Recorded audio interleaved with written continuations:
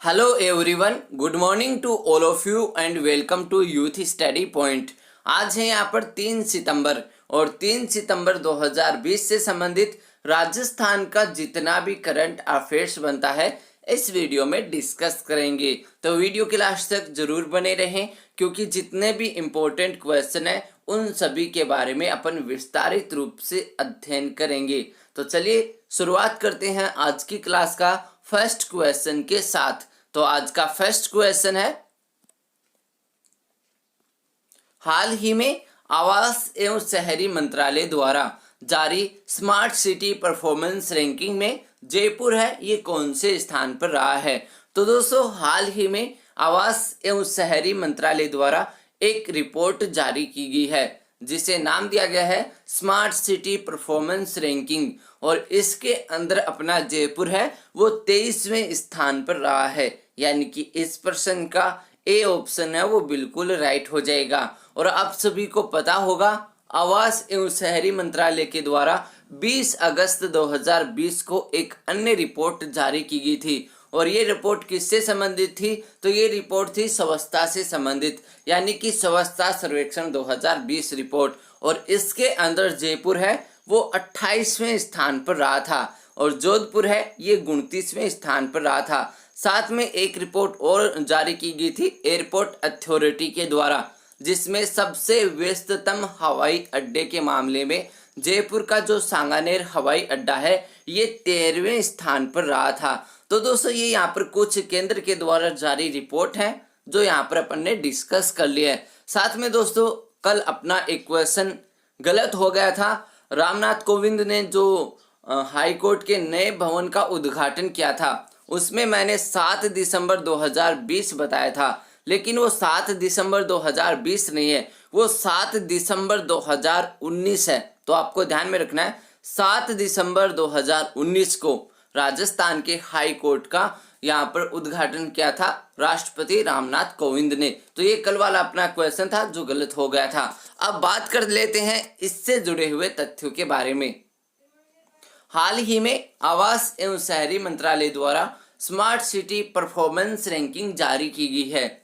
इस मंत्रालय के अनुसार राजस्थान के जयपुर ने स्मार्ट सिटी परफॉर्मेंस रैंकिंग में 23वां स्थान हासिल किया है। स्मार्ट सिटी परियोजनाओं की प्रगति एवं पूर्णता दर के आधार पर आवासन और शहरी कार्य मंत्रालय की ओर से 100 शहरों की मासिक रैंकिंग जारी की गई है। तो दोस्तों ये जो रैंकिंग यहाँ पर जारी हुई है ये मासिक रैंकिंग है। इस महीने पूरे देश में 79.6 अंकों के साथ गुजरात का जो अहमदाबाद है ये प्रथम स्थान पर रहा है, सूरत है ये दूसरे स्थान पर रहा है और इंदौर है ये तीसरे स्थान पर रहा है। अब दोस्तों आवास एवं शहरी मंत्रालय से जुड़े अन्य क्वेश्चन है जो करंट अफेयर के पीछे के क्वेश्चन है उनके बारे में भी चर्चा कर लेते हैं ताकि आपका रिवीजन हो जाए। तो 20 अगस्त 2020 को केंद्रीय एवं शहरी विकास मंत्रालय की ओर से जारी स्वच्छता सर्वेक्षण 2020 में जयपुर 28वें स्थान पर रहा था, जोधपुर 29वें स्थान पर रहा था और कोटा है ये 44वें स्थान पर रहा था। और कोटा है वो भारत का चौथा सबसे गंदा शहर भी है। वहीं स्वच्छता सर्वेक्षण 2020 के अनुसार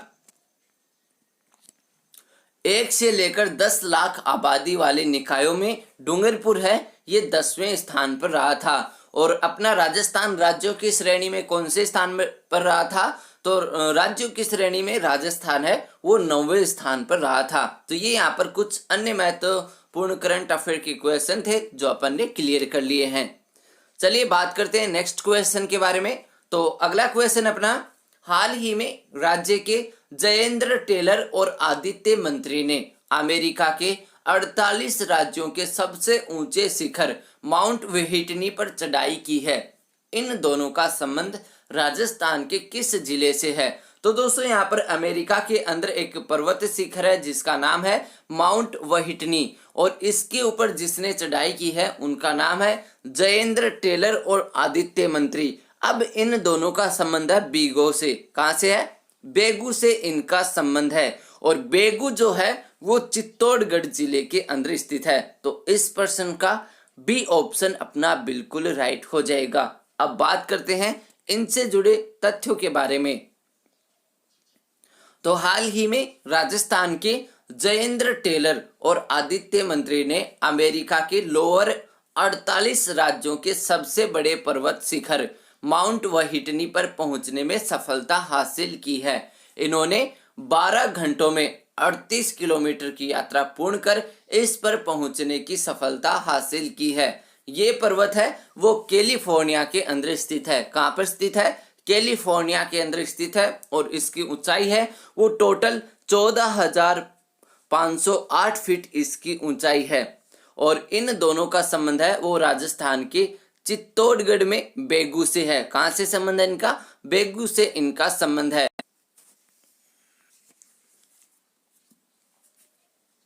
नेक्स्ट क्वेश्चन, हाल ही में नागरिक उड्डयन मंत्रालय ने किस राज्य में जरूरी चीजों की डिलीवरी और रेस्क्यू ऑपरेशन के लिए ड्रोन का ट्रायल करने के लिए निर्णय लिया है? तो दोस्तों यहाँ पर ड्रोन का जो ट्रायल किया जाएगा वो 7 राज्यों के अंदर किया जाएगा और यहाँ पर जो ऑप्शन दिए गए हैं उनमें से राजस्थान में ट्रायल किया जाएगा। तो इस प्रश्न का बी ऑप्शन बिल्कुल राइट हो जाएगा। अब दोस्तों आने वाले समय में नागरिक उड्डयन मंत्रालय है इन्होंने तय किया है कि यहाँ पर जो हल्का फुल्का सामान होगा लगभग 250 ग्राम से अधिक वजन का जो सामान होगा वो ड्रोन के माध्यम से डिलीवर किया जाएगा। तो ये यहाँ पर एक अहम महत्वपूर्ण निर्णय लिया गया है और ये जो ट्रायल किया जाएगा वो 7 राज्यों में किया जाएगा और ऑप्शन में दिए गए हैं उनमें से राजस्थान अकेला एकमात्र राज्य है जहां पर ये ट्रायल किया जाएगा। अब राजस्थान के अलावा 6 अन्य कौन कौन से राज्य हैं उनके बारे में भी चर्चा करते हैं। तो हाल ही में नागरिक उड्डयन मंत्रालय ने राजस्थान समेत 7 राज्यों में जरूरी चीजों की डिलीवरी और रेस्क्यू ऑपरेशन के लिए ड्रोन का ट्रायल करने का निर्णय लिया है। इस महीने भारत में पहली बार ड्रोन 10 से 20 किलोमीटर की दूरी तक उड़ान भरेंगे। इसके आधार पर नागरिक उड्डयन मंत्रालय इससे संबंधित पॉलिसी बनाएगा ताकि भविष्य में जरूरी कामों के लिए लंबी दूरी तय कर ड्रोन उड़ाई जा सके। मंत्रालय ने इसके लिए देश में ड्रोन संचालित करने वाली 20 कंपनियों को ये काम सौंपा है। इसके लिए ड्रोन BVLOC यानी कि beyond visual line of site यानी कि आंखों से दूर उड़ाने की तैयारी की जा रही है। लेकिन फिलहाल भारत में VLOC यानी कि विजुअल लाइन ऑफ साइट यानी जहां तक अपन देख सकते हैं वहीं तक ड्रोन है वो उड़ाया जाता है। ये जो ट्रायल किया जाएगा ये यहाँ पर BVLOS का ट्रायल किया जाएगा जो महाराष्ट्र, मध्य प्रदेश, राजस्थान, NCR, कर्नाटक, छत्तीसगढ़ और उत्तराखंड में किया जाएगा। NCR दोस्तों यहाँ पर ये राजधानी आ जाएगी। बाकी यहाँ पर ये जो 7 राज्य हैं यहाँ पर इसका ट्रायल किया जाएगा। ड्रोन फेडरेशन ऑफ इंडिया के डायरेक्टर अमित शाह के अनुसार 2 तरह का ट्रायल होगा। इसमें पहला एयर ड्रॉप होगा और दूसरा ड्रोन लैंडिंग करवाकर होगा। तो दोस्तों एयर ड्रॉप है वो यहाँ पर हवा में ही जो ड्रॉप किया जाएगा ड्रोन के द्वारा सामान, और ड्रोन लैंडिंग है वो यहाँ पर ड्रोन उतरकर वहाँ पर सामान है वो देगा। तो दोस्तों ये आने वाले भविष्य के लिए एक महत्वपूर्ण निर्णय है वो लिया गया है। नेक्स्ट क्वेश्चन, हाल ही में उत्पल कुमार को लोकसभा का सचिव नियुक्त किया गया है। तो वर्तमान में लोकसभा के अध्यक्ष कौन हैं? तो दोस्तों वर्तमान में लोकसभा के अध्यक्ष हैं ओम बिरला और इसके सचिव कौन बन गए हैं? तो इसके सचिव बन गए हैं उत्पल कुमार। अब बात करते हैं इनसे जुड़े तथ्यों के बारे में। बिहार में जमुई जिले के रहने वाले भारतीय प्रशासनिक सेवा के सेवानिवृत्त अधिकारी उत्पल कुमार सिंह को लोकसभा का सचिव बनाया गया है। लोकसभा सचिवालय ने श्री उत्पल कुमार की नियुक्ति की अधिसूचना जारी कर दी है। पूर्व अधिकारी उत्पल कुमार की नियुक्ति 1 सितंबर से प्रभावी मानी गई है। वर्ष 1986 बैच के उत्तराखंड कैडर के IAS अधिकारी रहे उत्पल कुमार पिछले महीने ही 31 जुलाई को उत्तराखंड राज्य के मुख्य सचिव पद से सेवानिवृत्त हुए थे। वर्तमान में लोकसभा के जो अध्यक्ष हैं उनका नाम है ओम बिरला जिनका संबंध है राजस्थान से। अब दोस्तों यहाँ पर और ऑप्शन दिए गए हैं, 3 ऑप्शन और दिए गए हैं, इनका संबंध भी केंद्र से है। गजेंद्र सिंह शेखावत है, ये केंद्र में मंत्री हैं, जल शक्ति मंत्री। कैलाश चौधरी हैं, ये भी यहाँ पर केंद्रीय मंत्रिमंडल में राज्य मंत्री हैं। अर्जुन मेघवाल हैं, ये भी केंद्रीय मंत्रिमंडल में राज्य मंत्री हैं। तो इन सभी का संबंध है वो केंद्र सरकार से है। नेक्स्ट क्वेश्चन, हाल ही में केंद्र सरकार ने राजस्थान के सीमांत जिलों के लिए कितना बजट स्वीकृत किया है? तो दोस्तों राजस्थान में जो सीमांत जिले हैं उनके लिए 82 करोड़ रुपए का बजट है वो स्वीकृत किया गया है। तो इस प्रश्न का ए ऑप्शन है वो बिल्कुल राइट हो जाएगा। अब राजस्थान के सीमांत जिले कौन कौन से हैं? तो वो जिले जो अंतर्राष्ट्रीय सीमा से लगते हैं, जिसमें गंगानगर, बीकानेर, बाड़मेर और जैसलमेर प्रमुख हैं। तो इनके लिए 82 करोड़ रुपए की सहायता है वो दी जाएगी। अब बात करते हैं इससे जुड़े हुए तथ्यों के बारे में।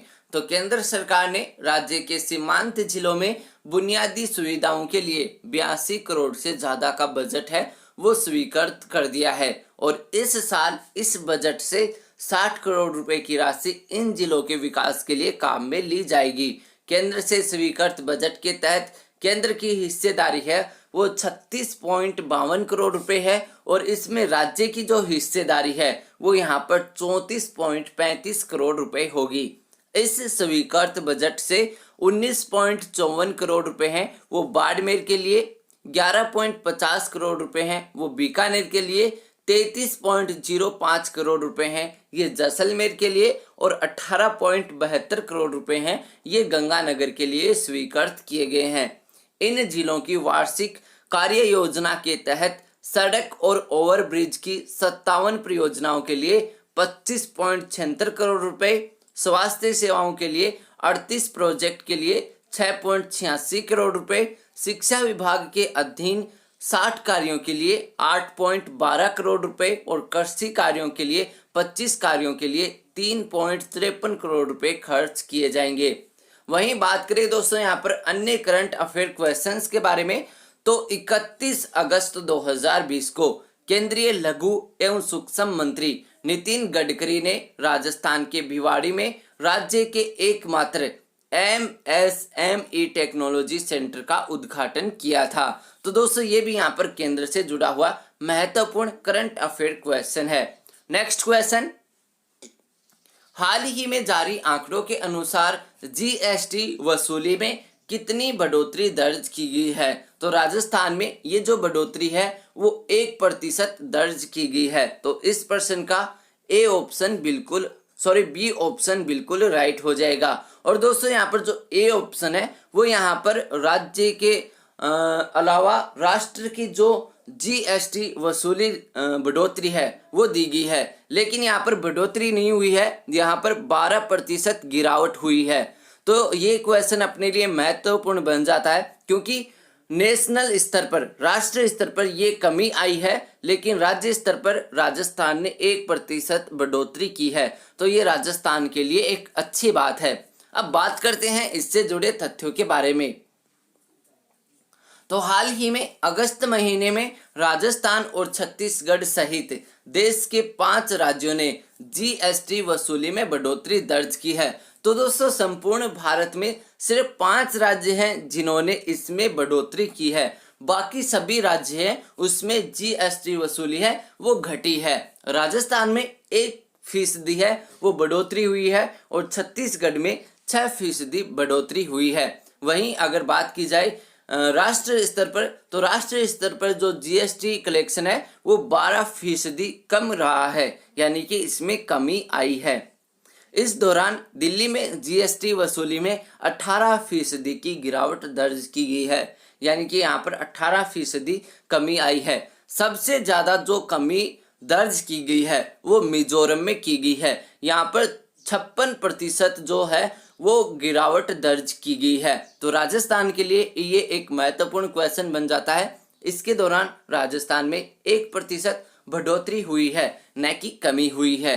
नेक्स्ट क्वेश्चन, हाल ही में भारत के 960 रेलवे स्टेशनों का सौरीकरण किया गया है। वहीं राजस्थान के किस रेलवे स्टेशन को पहले ही सोलराइज किया जा चुका है? तो दोस्तों राजस्थान के जिस रेलवे स्टेशन को सोलराइज पहले से किया जा चुका है उसका नाम है जयपुर। तो इस प्रश्न का सी ऑप्शन बिल्कुल राइट हो जाएगा। अब बात कर लेते हैं इससे जुड़े तथ्यों के बारे में। तो हाल ही में भारतीय रेलवे ने 960 से अधिक रेलवे स्टेशनों का सौरीकरण किया है। यह अपनी सभी बिजली जरूरतों के लिए 100% आत्मनिर्भर बनने के उद्देश्य को प्राप्त करने के लिए किया जा रहा है। वर्तमान में भारतीय रेलवे के पास 550 स्टेशनों में 198 मेगावाट सोलर रूफटॉप रखने के आदेश हैं। कितने मेगावाट के? 198 मेगावाट के जो सोलर रूफटॉप हैं वो रखने के आदेश हैं। अब तक सोलराइज किए गए कुछ प्रमुख स्टेशनों में वाराणसी, दिल्ली, जिसमें पुरानी दिल्ली और नई दिल्ली दोनों आते हैं, हैदराबाद, सिकंदराबाद, गुवाहाटी, हावड़ा और जयपुर शामिल हैं। भारतीय रेलवे ने 2030 तक शुद्ध शून्य कार्बन उत्सर्जक बनने का लक्ष्य रखा है। अब रेलवे की बात हो रही है तो भारत से संबंधित जो अन्य करंट अफेयर के क्वेश्चन बनते हैं उनके बारे में भी चर्चा कर लेते हैं। तो हाल ही में राजस्थान के दुर्गापुरा रेलवे स्टेशन को ISO सर्टिफिकेट दिया गया है। राजस्थान का जो गांधीनगर रेलवे स्टेशन है ये पूर्ण रूप से राज्य का पहला महिला स्टेशन बन गया है। और जो गांधीनगर रेलवे स्टेशन है ये दोस्तों जयपुर के अंदर एक उप स्टेशन है जो राजस्थान का पहला महिला स्टेशन है। यहाँ पर जो कर्मचारी हैं वो पूरी महिलाएं हैं, तो यहाँ पर कोई भी पुरुष नहीं है, तो ये पूर्ण रूप से महिला स्टेशन है। तो ये थे दोस्तों यहाँ पर आज के 7 क्वेश्चन। अब बात कर लेते हैं यस्टरडे क्विज के बारे में। तो यस्टरडे क्विज का अपना पहला क्वेश्चन था, हाल ही में राजस्थान की किस महिला को CBSE अवार्ड 2019 के लिए चुना गया है? तो अनीता मिश्रा को चुना गया है। दूसरा क्वेश्चन था, राजस्थान का प्रसिद्ध यहाँ पर जो टुडे क्विज वाला क्वेश्चन था वो इसमें शामिल कर लिया गया था। तो ये स्टडी क्विज का अपना क्वेश्चन था, 2 अक्टूबर 1959 को जवाहरलाल नेहरू ने राजस्थान के भगदरी गांव में पंचायती राज व्यवस्था की शुरुआत की थी और ये कहां पर स्थित है? तो ये नागौर के अंदर स्थित है। तो इसका सी ऑप्शन बिल्कुल राइट हो जाएगा। हमारे सभी दोस्तों ने इन क्वेश्चंस के राइट आंसर दिए, उन सभी को हार्दिक बधाई हो। अब बात कर लेते हैं टुडे क्विज के बारे में। तो पहला क्वेश्चन है, हाल ही में प्रधानमंत्री नरेंद्र मोदी ने संपूर्ण देश में सितंबर माह को किस रूप में मनाने का निर्णय लिया है? और दूसरा क्वेश्चन है, राजस्थान का प्रसिद्ध रानी शक्ति का मंदिर कहाँ स्थित है? इन दोनों क्वेश्चंस के राइट आंसर देने आपको कमेंट बॉक्स में ज़्यादा से ज़्यादा कमेंट करें और ज़्यादा से ज़्यादा शेयर करें। मिलते हैं इसी आशा के साथ नेक्स्ट वीडियो में, तब तक के लिए सभी को जय हिंद, जय भारत, जय राजस्थान।